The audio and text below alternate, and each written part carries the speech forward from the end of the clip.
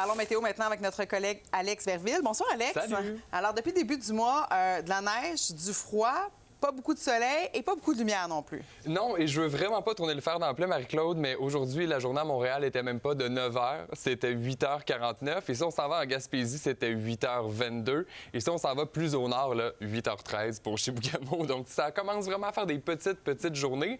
Et on va continuer ce déclin-là jusqu'au solstice d'hiver, qui est la journée la plus courte de l'année. Mais la bonne nouvelle, c'est que ça, c'est dans 9 jours seulement. Ou mauvaise nouvelle, ça dépend comment vous aimez l'hiver, là. À ce moment-là, on va avoir 8h45 de soleil disponible pour Montréal, 8h18 pour la Gaspésie. Donc, il en reste pas long. On va retrouver une remontée des heures d'ensoleillement. On vire du bon bord, comme on dit. Oui. Alex, on a l'impression aussi qu'il y a plus de nuages. Est-ce que ça, c'est seulement une impression ou c'est le cas? Non, c'est le cas. Le mois de décembre, là, à l'année complète, c'est le mois le plus nuageux de l'année. On a une couverture nuageuse là, à 75 du temps, si on se fie à la moyenne des 10 dernières années. C'est suivi de près par janvier, novembre et février dans cet ordre-là.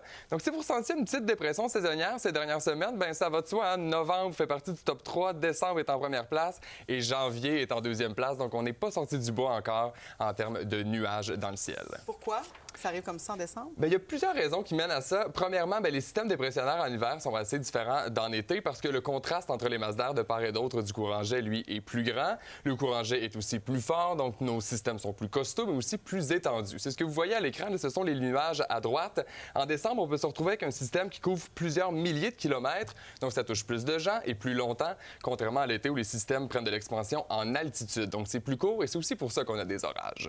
Là, Alex, d'habitude, on souhaite un Noël blanc avant l'approche de la période des fêtes. Là, cette année, on sait qu'on va avoir un Noël blanc, mais on aimerait ça avoir un peu de soleil, pour pouvoir en profiter dehors. Est-ce qu'on va en avoir du soleil? Bien, on risque d'en avoir un peu plus qu'au début du mois. Si on regarde les prévisions, il y a même un petit moment où le sud du Québec devrait remonter au-delà du point de congélation. Donc, petit bémol ici, il y aurait peut-être un peu de pluie là-dedans, mais ça reste quand même que décembre va rester nuageux parce qu'en plus de tout ce qui s'appelle système dépressionnaire différent, bien, on a aussi des températures qui sont plus froides, hein, et l'air froid arrive à saturation plus rapidement. Et quand l'air arrive à saturation, bien, on obtient des nuages. Et en plus de ça, décembre propice aux nuages bas. Nuages bas, c'est comme le brouillard. Et pour se débarrasser des nuages bas, bien, on a besoin de vent, mais aussi de chaleur du soleil. Et l'hiver, bien, le soleil n'est pas assez fort pour ça. Donc, on se croise les doigts pour un Noël blanc. Moi, j'ai envie de vous dire oui, mais je vais pas me commettre parce que c'est de la météo et ça peut changer assez rapidement. On pensait que c'était déjà pas mal fait. Mais en tout cas, nous, on est déjà dans le thème du Noël. Merci oui. beaucoup, Alex. Merci.